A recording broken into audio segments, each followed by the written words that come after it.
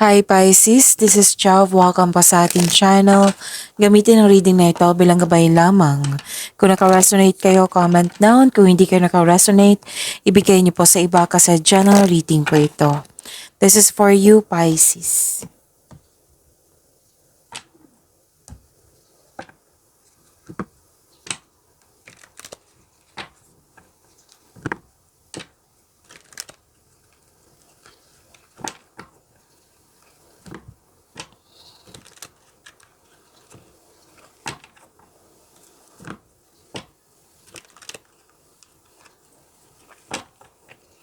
Para po ito sa iyo, Pisces.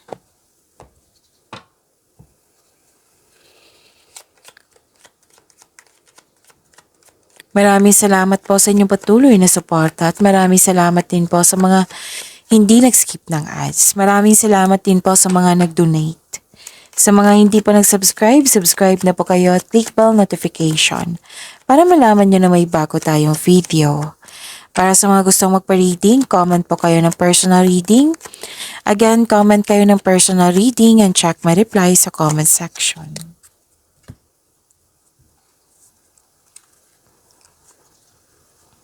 Wow, prosperity is yours. May nag-uusap dito ng property, Pisces. Parang itong lumalabas sa inyo, Pisces. And I think lumabas to sa weekly gabay tarot reading nyo. At may nagpahinga dito sa bahay or home base yung trabaho mo. May nag-uusap tungkol sa domestic matters or sa property nga. So, prosperity is yours. Claim nyo po, Pisces. New beginning, change for the better po itong new beginning na ito. Magkakatanggap kayo ng good news. Oo. May paglilipat sa malayong lugar o bibigyan mo ng aksyon yung matagal mo ng plano. Pwedeng makatanggap ka ng balita na may buntes, nanganak, ikakasal. Love is blooming, self-care, nakikita ko dito. At love life to eh. Romance ang nakikita ko dito, affection and attraction.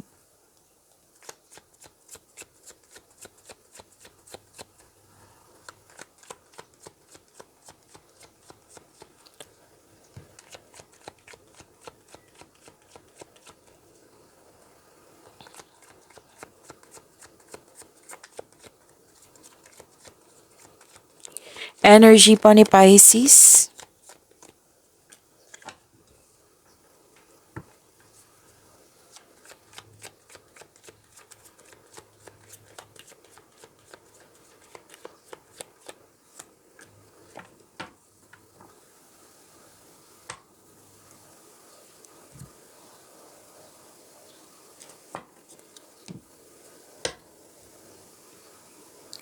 Kung may napansin kayo na repeating message, meaning to say, pinupush ng course nyo yan. Like for example, nanood kayo sa inyong weekly gabay tarot reading at may napansin, at dito rin, at may napansin kayo na repeating message.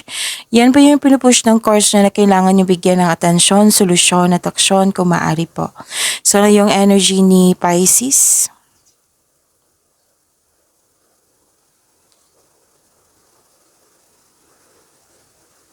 Satisfaction and abundance. Nearing completion or nakompleto na yung mga ginagawa mo dyan. Thankful ka sa mga biyayang natanggap. You have overflowing abundance. Successful and satisfied ka sa buhay. So this card asks you to relax and enjoy what you've worked hard to achieve. Oo. And okay, love and happiness overflow. Claim nyo po, Pisces. And may natapos kayo dito, pwedeng project po ito, Pisces.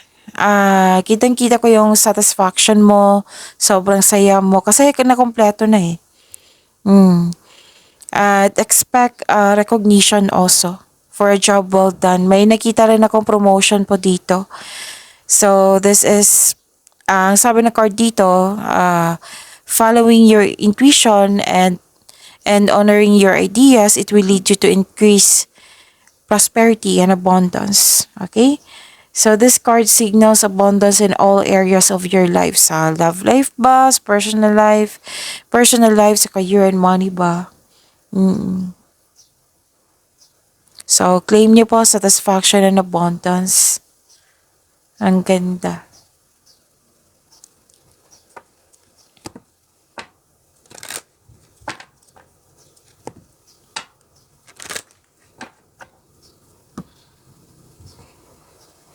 Possibilities, nagmuni-muni kayo, nag-iisip ng mga plano, pangarap sa buhay, nag-iisip ng mga desire sa buhay. Pero din nag-iisip ka dito na may mga maliligaw ka na pipiliin mo kung sino yung may genuine na love sa iyo.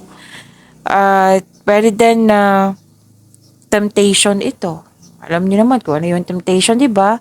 Like for example, bibili ka ng latest na phone. Tapos marami kang pipiliin. Pumipili ka dito. So that is temptation kasi gagasta ka, di ba? Oh, so, pwede din temptation regarding sa relationship, di ba? So, ayun. At maraming ideas, okay? So, dalawang card kasi nagsabi dito na maraming ideas, nagplano ka ng dagdag investment, magkakaroon ng financial growth, yung mas lumaki ang pangarap mo, kaya may plano ka dito ng karagdagang investment. Pag level up to, promotion. Okay, so nagmuni-muni, may plano.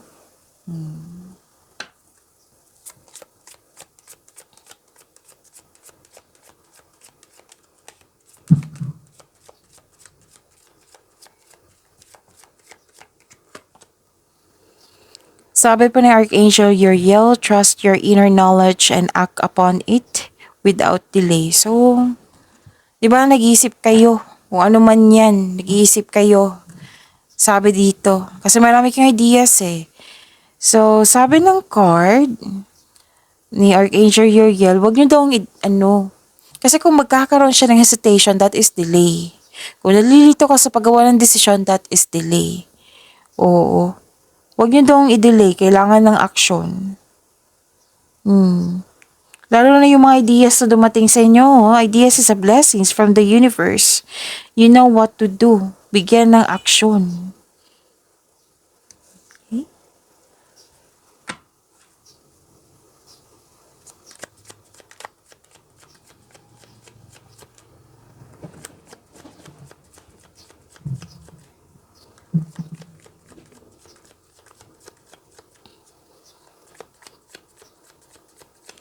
Career and money ni Pisces.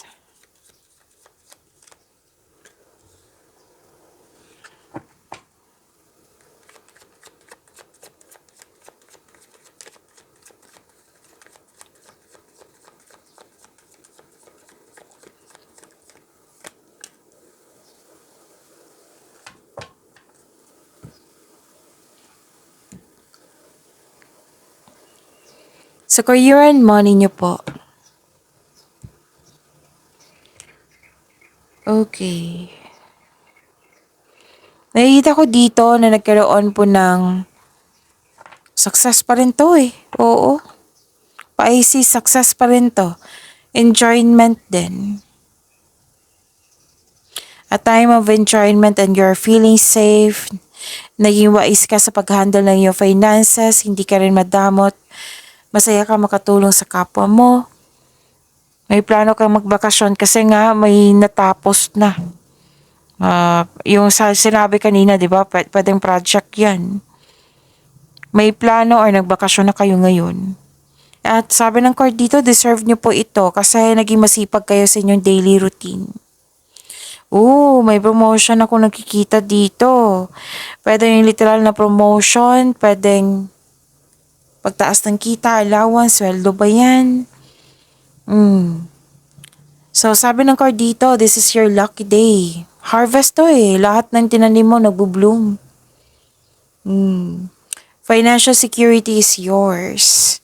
So, relax and enjoy mo yung achievement mo. Take a break. Para pagbalik mo, recharge ka na and Recharge ng energy mo, work can wait. You still be abundant after a well-deserved vacation. Ang ganda kasi nagbabalanse ka dito. Alam mong pagod ka, alam mong deserve mo yung vacation. So, pwedeng staycation niya sa bahay kasi may nakita kong bahay dito sa Oracle cards niyo.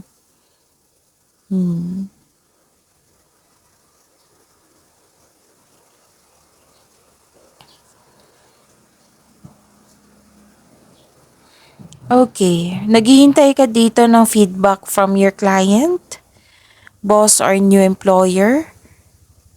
Oo. Basta naghihintay ka dito at itong balita na ito ay may offer na makatulong sa iyong buhay financial. So, excited ka sa news na ito. Parating po ito or dumating na.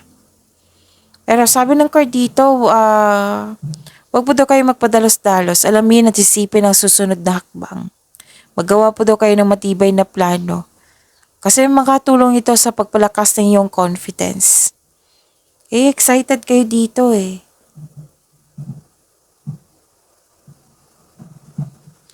Ma-overcome mo rin yung obstacles, challenges, struggles. Oo, kasi haharapin mo siya. Kung ano man to. Oo. So, maging matatag ka kasi nakita ko naman dito na ma-overcome mo ito. So, huwag kayo mag-give up. Don't doubt your strength. You have inner power dito. Oh, you're taking action with courage. And, nanindigan kayo sa inyong desisyon at nakatuon kayo sa layunin sa iyong buhay. Oo, nakatuon ka sa isang layunin or project. So, nakikita ko dito ang ilan sa inyo makaranas ng isang argument. Ihanda ang sarili para ipagtanggol ito. Siyempre, dito tayo sa right way. So, yung hinihintay mo darating po. Kasi bibigyan mo siya ng agarang aksyon or reaksyon. Pero usually to, agarang aksyon talaga to.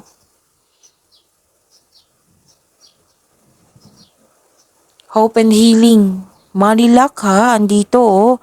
Money luck, L-U-C-K. So, okay. Sa mga negosyante dito, you may be guided to begin a new business. Or magagamit mo yung hidden talent mo, pandagdag income. What I meant is, yung magagamit mo yung hidden talent mo para gawin mong negosyo, yung magkakaroon ka ng passive income. Okay? Sabi ng card dito, all your dreams are coming true. Magkakaroon po ng hope and healing. Wag lang po daw kayo magpasobra sa trabaho, magpasobra sa pagkasta, or umiwas na lang sa toxicity, sa controlling person, put limitation ba, kung maaari. Pwedeng nagtitiis ka din. May nakita kasi kong energy na ganyan. So, wag po daw kayo magpasobra sa trabaho kung pwede po. Overspending eh. May change career din ang ilan sa inyo. Kasi you want more, you want growth. Gumagawa ka ng aksyon dito. At guarded ka at the same time.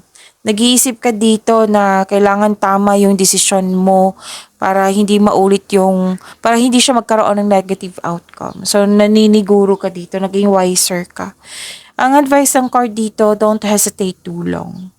Okay? Makinig kayo sa inyong intuition, magtiwala kayo sa inyong sarili.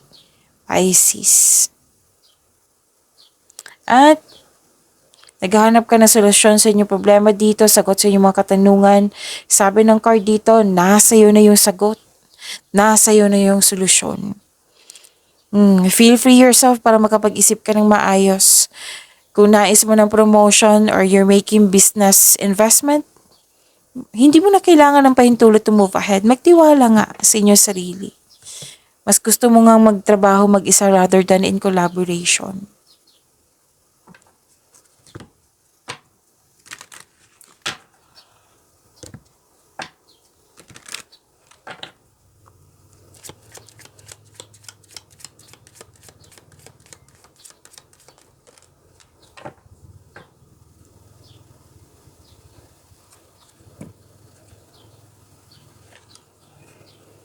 Okay. Exercise caution when making financial decision. Repeating message na naman to. Pwedeng concern to sa'yo or concern mo to sa isang tao. Sabi kasi dito, be careful not to overspend on wants instead of needs. You're spending more than you're earning. So, this is a repeating message ha. Pay attention. So, you have to monitor and control your money. Kung pwede po. Okay?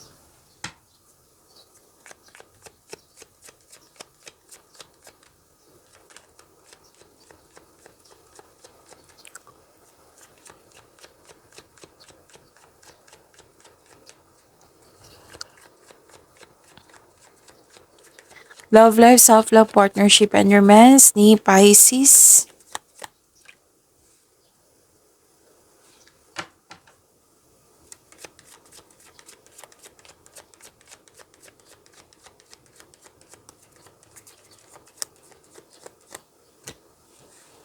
Okay, dalawa po ito. Kunin ko na ha.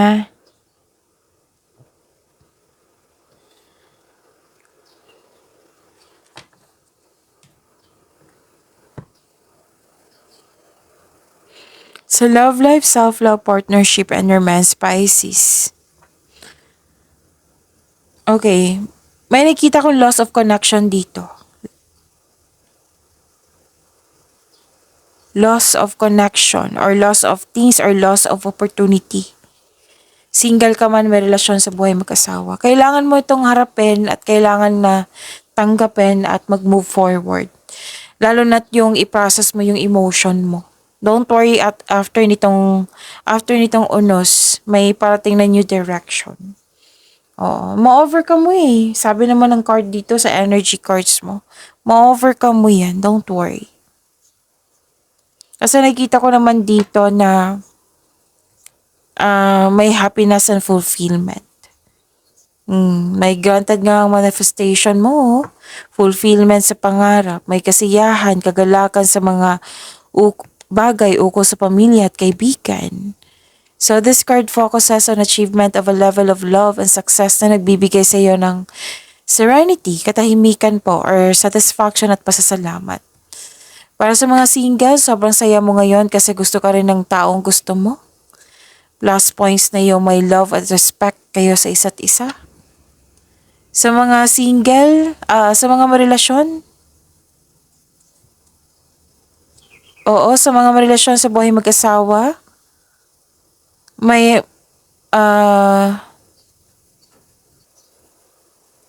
okay, sa mga marelasyon sa buhay mag-asawa, masaya kayo at satisfied sa buhay.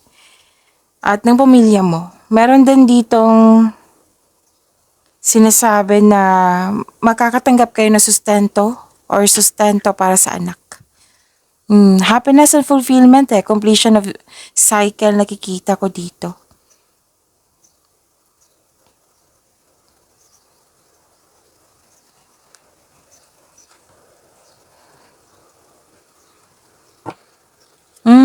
Okay. May acceptance ako nakikita dito. So, pwede tong sa partner mo, pwedeng sa malapit mong kaibigan, malapit na tao sa iyo, na sabi kasi ng card dito, accept your mistakes as well sa person na ito. So, you can successfully let the past go. At, whether single ka man, may relasyon sa buhay mag-asawa to ha. Pisces, maaaring magpakita yung past love mo. Pwedeng dati mong kaibigan para humingi ng tawad sa iyo at mag-put ng closure. Sabi ng card dito, seek forgiveness in order to move forward. Kung may trauma kayo, then pwede mo naman siya patawarin through your mind and heart para magkaroon ka ng peace of mind. Pwede din naman text mo. Kung hindi mo kaya, text mo or email ba? Kung hindi mo talaga kayang kausapin, okay? So, yun.